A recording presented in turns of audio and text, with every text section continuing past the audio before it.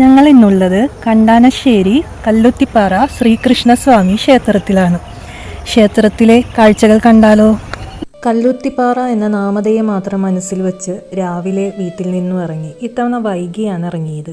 5:45 കഴിഞ്ഞ് പറവൂരിന്ന് ബസ് പിടിച്ച് നേരെ ചാവക്കാട് എന്നാണ് മനസ്സിൽ വിചാരിച്ചിരുന്നത്.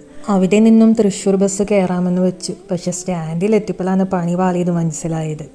എറണാകുളം ഭാഗത്ത് നിന്ന് വരുന്നവർ നേരെ ഗുരുവായൂരാണ് ചെന്നിറങ്ങേണ്ടത്. അവിടെ നിന്നും തൃശ്ശൂരിലേക്ക് പോകുന്ന ബസ്സിൽ കയറി 3 കിലോമീറ്റർ കഴിഞ്ഞ കണ്ടാനിശ്ശേരി എന്ന അതിമനോഹരമായ ഒരു ഗ്രാമമുണ്ട്.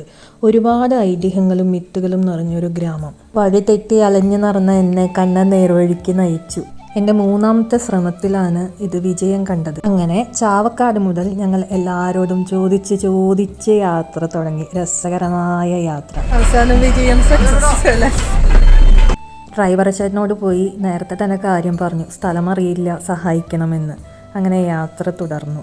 നല്ല സഹായമാണ് ഡ്രൈവർ ഏട്ടൻ ചെയ്തു തന്നത്.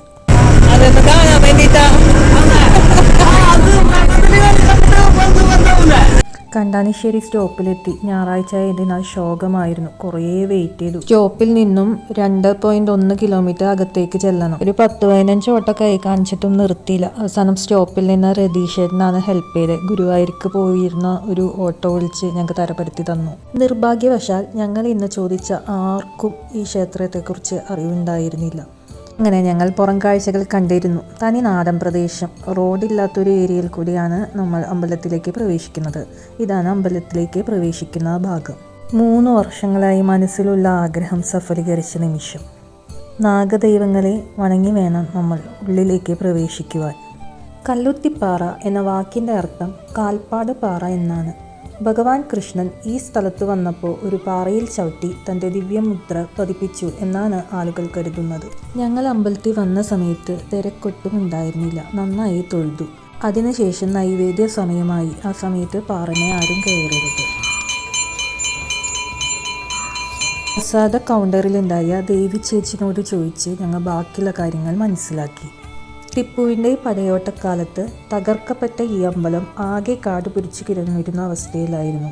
ഇടിഞ്ഞു വീണ് കിടക്കുന്ന കൽത്തൂണുകളും ശില്പങ്ങളും അവിടെ ഒരു വന്യ സൗന്ദര്യം തന്നെ സൃഷ്ടിച്ചു. നിറയെ വിഷപ്പാമ്പുകളും മറ്റു ജീവികളുമായിരുന്നു അവിടെ താമസിച്ചിരുന്നത്. പാറയുടെ മുകൾ വശത്ത് ചെല്ലുമ്പോൾ ആദ്യം ഒരു കുളമാണ് കാണുക. 3-4 അടി താഴ്ചയുണ്ടെന്ന് പറയുന്നു. വേനൽക്കാലത്ത് പോലും വറ്റുകയില്ല. ശ്രീകൃഷ്ണൻ്റെ വലത് കാൽപ്പാദം കാണുന്ന ഇവിടെ എല്ലാ മലയാള മാസം 1-ാം തീയതിയും പാദപൂജ നടത്താറുണ്ട്. അമ്പലത്തിലേക്ക് കയറുമ്പോൾ ഭഗവതി പ്രതിഷ്ഠയുണ്ട്. അതിനുശേഷം എല്ലാം ബാലരൂപങ്ങളാണ്. അയ്യപ്പൻ, ഗണപതി, മുരുകൻ, ശ്രീകൃഷ്ണൻ, ഹനുമാൻ എന്നിവരെയും ഇവിടെ ആരാധിക്കുന്നു. ഇവർക്കുള്ള ക്ഷേത്രങ്ങളും പ്രധാന ക്ഷേത്രത്തോട് ചേർന്ന് സ്ഥിതി ചെയ്യുന്നു. പാറയുടെ മുകളിൽ നമുക്ക് ഭഗവാന്റെ വലത് കാൽപ്പാദം കാണാം. അവിടെ ഇരുന്ന് കുറച്ചു നേരം ധ്യാനിക്കാം.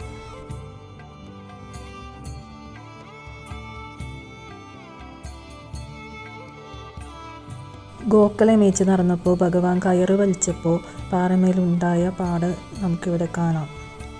എല്ലാ മാസവും ഏപ്രിലിലെ ആദ്യ ഞായറാണ് ഇവിടെ ഉത്സവം. ഭഗവാൻ രാസലീലകളാടി എന്ന സങ്കല്പത്തിൽ അവർ പരിപാലിക്കുന്ന വൃന്ദാവനത്തിലേക്കാണ് നമ്മളിപ്പോൾ പോകുന്നത്.